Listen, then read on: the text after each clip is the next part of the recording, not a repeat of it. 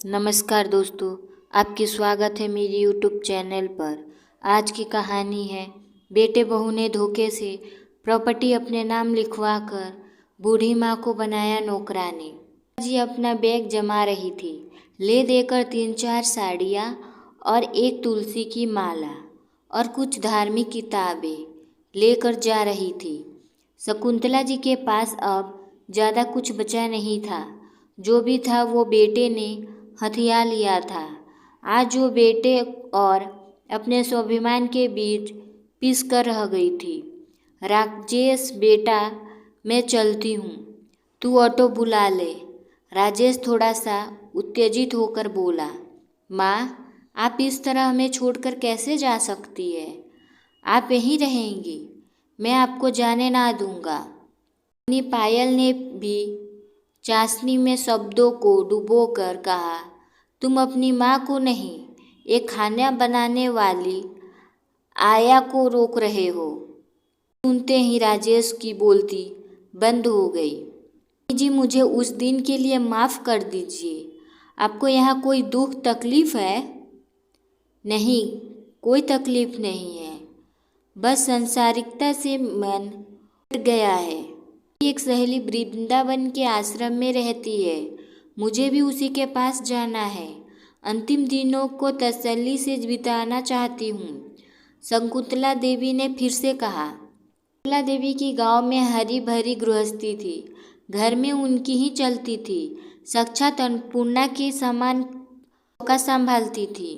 घर पर जो कोई आए तो भूखा कभी नहीं जाता था। एक ही बेटा था, उसकी भी परवरिश बहुत अच्छे से की, अच्छे संस्कार दिए और उसी वक्त रहते शादी कर दी। शकुंतला देवी के पति नाथ एक सरकारी स्कूल में टीचर रहे थे। रिटायरमेंट के कुछ वक्त पहले ही उनका हृदयाघात से निधन हो गया। अचानक आई इस विपदा ने शकुंतला देवी को तोड़कर रख दिया। महीनों तक वो बेसुध रही। गांव में राजेश ज़्यादा तो रह नहीं सकता था। उसने गांव का घर बेचकर शहर में ही शकुंतला देवी को बुला लिया। गांव के घर का अधिकांश सामान पुराना था, उसे भी बेचकर उसकी रकम भी डकार गया। अनपढ़ शकुंतला देवी के लिए पढ़ी लिखी बहू के साथ सामंजस्य बैठाना सरल नहीं था। कैलाश नाथ का सारा रिटायरमेंट का पैसा भी माँ को मक्खन लगाकर राजेश ने हड़प लिया और शहर में एक घर खरीद लिया। अपने बेटे के मुंह में उलझी शकुंतला देवी ने बिना कुछ जाने और समझे बिना हर कागज पे अंगूठा का निशान लगा दिया। राजेश की पत्नी पायल को घूमने फिरने और बाहर खाने का चस्का था। वह रसोई कम ही बनाती थी, वो भी शकुंतला देवी ने संभाल ली। नाथ जी की आधी पेंशन आती थी, उसे भी राजेश कभी शकुंतला देवी के हाथों में नहीं रखता था। अपनी ज़रूरतों को पूरा करने के लिए उन्हें राजेश को कहना होता था, आपको पैसा की क्या ज़रूरत है, हम आपको खाना पीना सब दे तो रहे हैं। राजेश गुस्से से बोलता था तो वो चुप्पी साध लेती। धार्मिक महिला होने के कारण उनका दान पूर्ण करने का मन भी बहुत करता। जब वो उसके लिए राजेश को कहती तो माँ ये सब ढोंग करने की क्या ज़रूरत है, भगवान के नाम पर घर पर ही ले लो, उसके लिए इतना पैसा बर्बाद करने की क्या ज़रूरत है। बच्चों की पार्टी, घूमने फिरने पर होने वाला खर्चा कभी फालतू नहीं होता था। बस शकुंतला देवी कुछ कह देती तो वह उन्हें खर्च व्यर्थ ही लगता था। सब कुछ शकुंतला देवी का होते हुए भी उनके हाथ बंद गए थे। राजेश और पायल पार्टी और क्लब हाउस के कार्यक्रम में व्यस्त रहते थे। दोनों के बच्चे को भी शकुंतला देवी ही संभालती थी। दोनों को वक्त पर दूध देना, खाना देना, स्कूल से आते ही उनके कपड़े बदलना, शाम को नीचे पार्क में घुमाने ले जाना, ये सब काम अपने पोते पोतियों के लिए खुश होकर करती थी। पायल अपनी किटी, मूवी और सहेलियों के साथ लगी रहती थी। उस दिन घर में किटी थी। पायल की सभी सहेलियां आई हुई थी। शकुंतला देवी अंदर नाश्ता तैयार कर रही थी। तभी पायल की सहेली ने पूछा कि तूने नई खाना बनाने वाली रखी है क्या? कैसी गांव की सी लग रही है, सीधे पल्लू की साड़ी, और वो भी इतनी बदरंग। हाँ, ये केवल खाना ही नहीं बनाती बल्कि मेरे बच्चों की आया भी है। मैं तो निश्चित रहती हूँ। ये कहकर पायल हंसने लगी। सच है यार, गांव के लोग सीधे वफादार होते हैं। तू मेरे लिए भी एक मंगवा दे, खाना कपड़ा मैं दे दूंगी। दूसरी सहेली ने कहा। सभी ठहाके मारकर हंसने लगे। शकुंतला देवी ने सुना तो उनके पैरों तले जमीन सरक गई। पायल की उपेक्षा से तो वह पहले से ही आहत थी, पर इस तरह पायल सबके सामने उनका अपमान करेगी तो उन्होंने सपने में भी नहीं सोचा था। किट्टी चलती रही और सब सहेलियां अपने घर चली गई। 2-3 दिन तक शकुंतला देवी खामोश रही। एक दिन अचानक उन्होंने फैसला सुना दिया कि वह वृंदावन जाना चाहती है।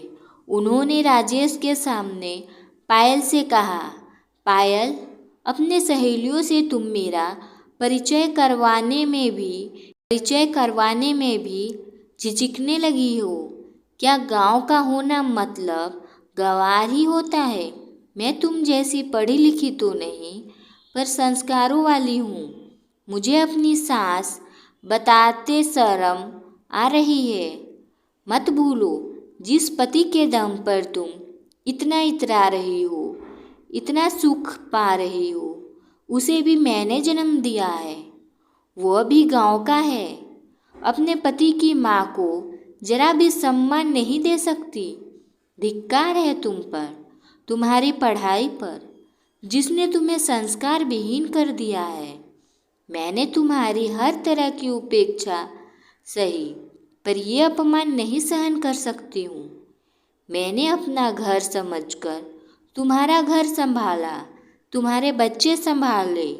मैं आया नहीं हूँ, मैं दादी हूँ, इन बच्चों की दादी। शकुंतला देवी की आंखें भर आई।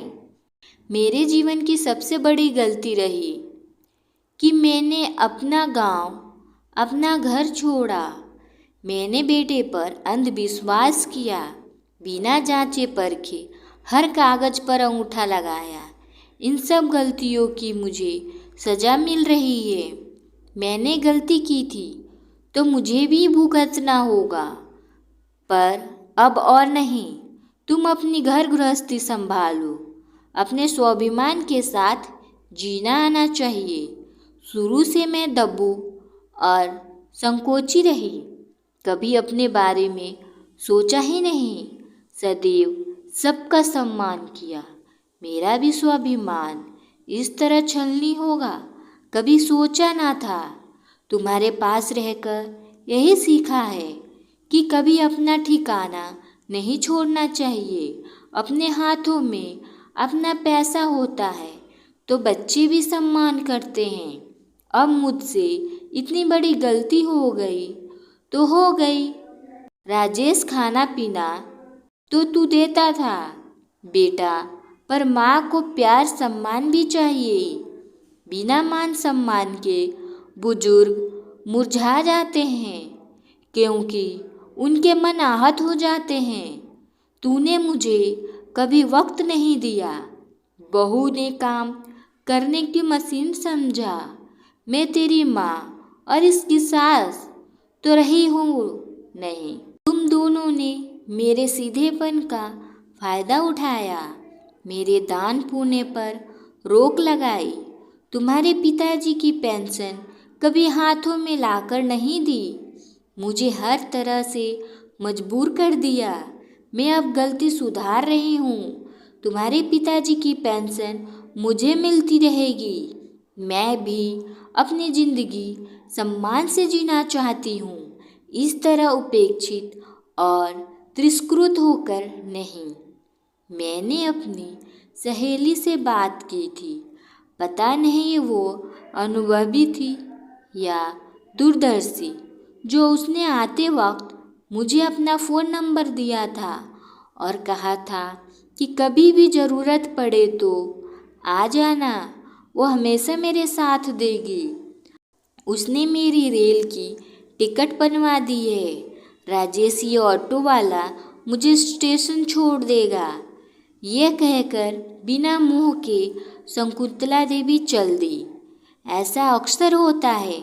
मैंने अपने आसपास पर ही सुना है कि अपना ठिकाना कभी नहीं छोड़ना चाहिए और जीते जी जायदाद, पैसा बच्चों को नहीं देना चाहिए, क्योंकि जब बुजुर्गों के पास पैसा नहीं रहता तो वो अपने बच्चों पर पूर्णतया निर्भर हो जाते हैं और बच्चे भी फिर उनका सम्मान नहीं करते।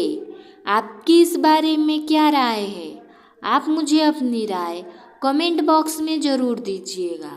कहानी पसंद आए तो लाइक, शेयर, सब्सक्राइब कर दीजिएगा। मिलते हैं अगली कहानी में।